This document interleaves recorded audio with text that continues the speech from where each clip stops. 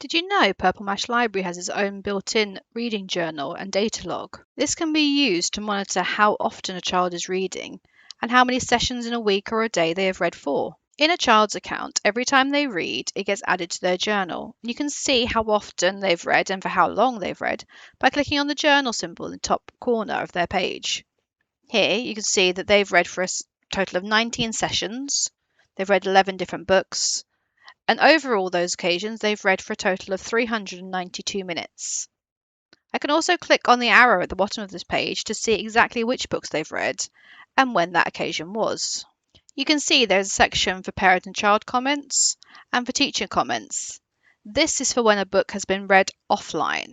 Entries can be added clicking the Manual Entry tab, setting the date for when the book was read, and choosing how many hours or minutes that book was read for.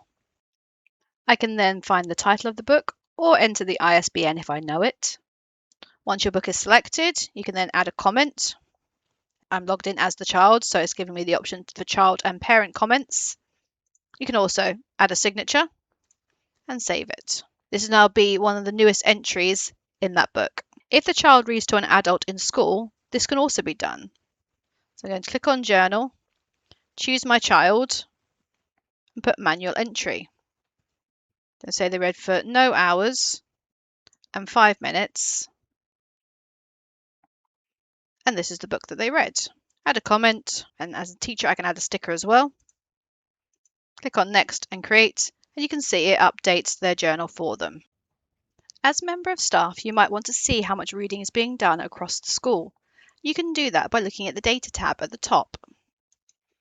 From here, you can check by day, week, month, or total for each class and by individual pupils. In this case, I want to look for this week how many children have read in each class. I can see that the class that has read for the most sessions is our Year 6 class, having read for 9 sessions. They've also had the most minutes overall.